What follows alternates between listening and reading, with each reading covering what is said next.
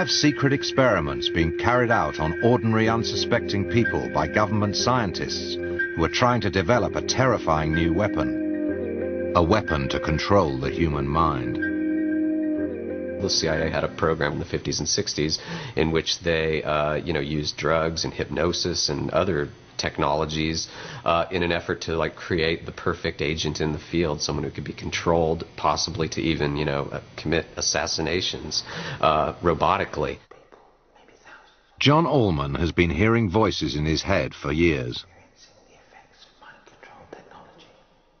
It's not actually happening at the moment. It's been terribly quiet the past few days. I don't honestly think the perpetrators of this really know quite how to deal with one of their victims getting on telly. John believes this experiment proves that it is possible to transmit sound and words so that they are heard inside the target's head.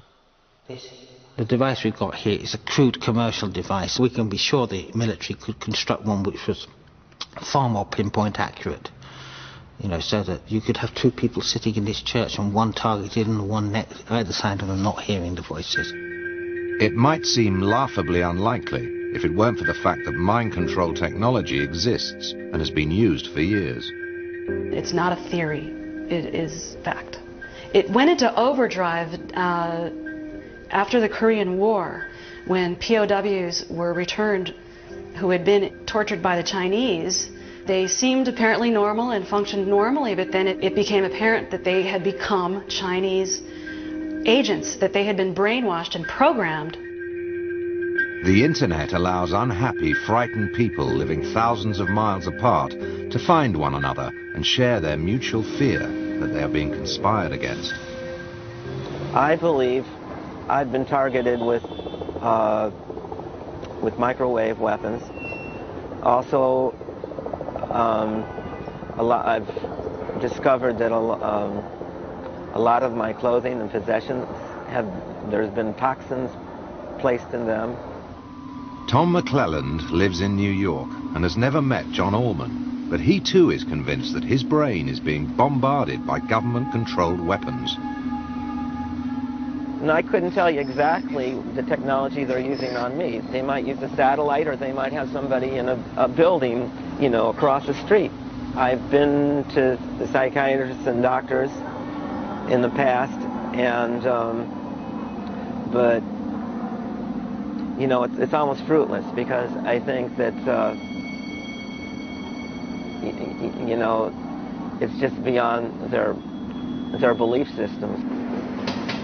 It may be beyond your belief systems too. After all, hearing voices in your head is a classic symptom of mental illness. But stop and think for a minute. We already live under the gaze of satellites and surveillance cameras monitoring our every movement 24 hours a day. What are they doing with all this information? There might be a rational alternative explanation for hearing voices in your head. At the heart of the world's greatest conspiracy theory lies a hardcore of fact. We know there are official papers on various other experiments back in the Cold War conducted by the CIA, when they used drugs and all kinds of stuff on people, looking for truth serums, things that would bend people's consciousness. They gave people LSD, they gave people all kinds of strange things. So the notion that the CIA would investigate ways of bending your brain wasn't startling. As long ago as the 60s, a scientist named Delgado was able to stop a charging bull in its tracks using a radio-controlled implant in its brain. Anybody can look this up anywhere. I'm not making this up. I found that you don't have to make anything up. Reality is so stunningly bizarre. The American government has experimented on its own people on a number of occasions. If the mind control conspiracy theory doesn't make you paranoid, nothing will. If there's nothing in all this, why did I get a series of anonymous telephone calls at around 4 in the morning, one of which said I should leave the country or be killed because I knew too much? Are they schizophrenic? Are they mentally ill? Are they a little bit too impressionable? Have they seen too many episodes of The X-Files? All of the above. There is a history of, conspiracy, real conspiracy involving the CIA and mind control. That's how bad it's got. We've lost faith in government agencies to such an extent that we now think they're capable of anything, no matter how horrendous. Let's face it, we know enough about governments and their secret servants to know that if they could do this, they would do this. If they could find a way of making us all believing what they say, damn right they're going to pursue it. How do we stop the world of conspiracy from spiraling into madness? I don't find anything impossible. Once you find things impossible, you're editing possibility. I look at information, and if it's compelling, I go with it. If it's not, I don't. What I think was at one point a very interesting and skeptical way of thinking about the world, a sort of a subversive way of thinking about the world, has itself become accepted and has become trivialized to the point where it's no longer a challenge to the system, and it almost reinforces the official version by its own lack of credibility. Many of us no longer read books or even a newspaper. We can't be bothered keeping up with current events or even watching the news. We don't vote because we don't trust our politicians. Where are we turning to for our information?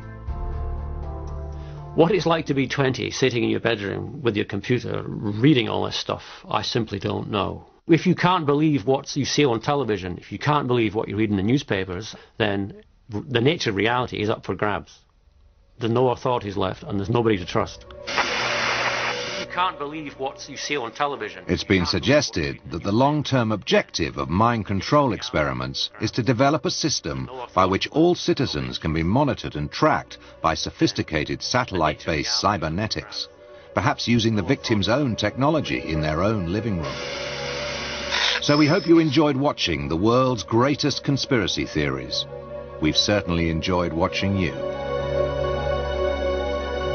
And there's more conspiracy tomorrow night on 5. Can you prove any of this? Absolutely not. A good conspiracy is an unprovable one.